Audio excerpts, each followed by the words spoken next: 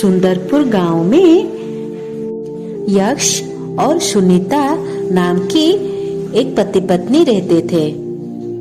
वो दोनों बहुत ही खुश थे क्योंकि उनकी नई नई शादी हुई थी। सुनीता घर का काम संभालने में कोई कसर नहीं छोड़ती थी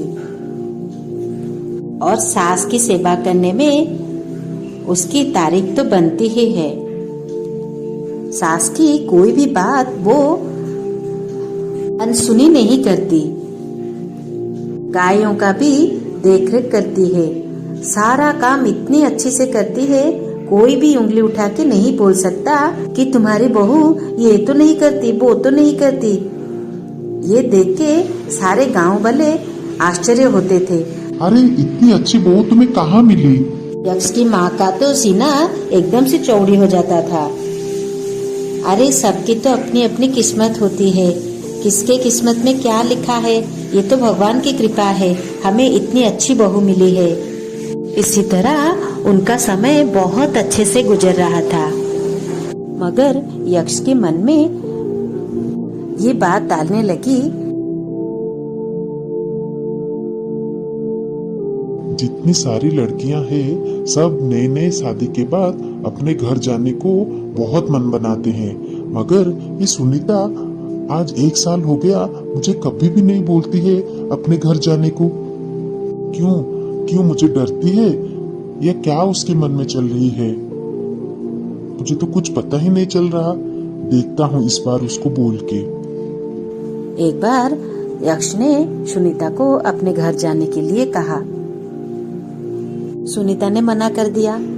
फिर 2 दिन के बाद फिर से यक्ष ने कहा, सुनीता तुम अपने घर थोड़ा घूम के आ जाओ। इस बार सुनीता यक्ष की बात टाल न सकी और यक्ष अपने बात में अड़ा रहा। सुनीता राजी हो गई। देखो, मैं जाने के बाद माँ को कोई समस्या नहीं होनी चाहिए। माँ अपने काम कैसे करेगी, तुम्हारा खाना कैसे देखेगी, तुम काम पर जाओगे, माँ अपनी देखरेख, माँ की दवाई, ये कैसे सब होगा। तुम वो सब चिंता मत करो, मैं सब संभालूंगा। इसी तरह सुनीता अपने घर में आ गई। कुछ दिनों के बाद यक्ष ने सुनीता के लिए कई उपहार भेजे, मगर सुनीता की एक भाभी थी। सुनीता के साथ मजाक करने के लिए उसने उस डिब्बे में से, वो जो उपहार का, उस डिब्बे में से सारी चीजें निकाल ली। उसमें मिठाई थे, साड़ी थी, कई तरह के आभूषण थे, मगर उसकी भाभी मजाक मजाक में सारी चीजें निकाल ली और उसमें कंकर पत्थर ईंट डाल के सुनीता को दिया।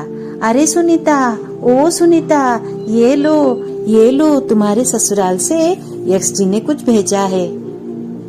सुनीता बहुत ही खुश हो गई और उसको तुरंत ही जाके खोल के देखी। जैसे ही देखा उसमें कंकर पत्थर और ईंट सारे भरे हुए थे। वो कुछ समझ नहीं पाई। अरे ये क्या, मुझे तो जबरदस्ती अपने घर में भेजा और फिर से गुस्सा होके ये सब मुझे भेजा है उपहार स्वरूप। आगे की कहानी देखने के लिए हमारे चैनल को लाइक और सब्सक्राइब करें। आगे की कहानी बहुत ही जल्दी आने वाली है।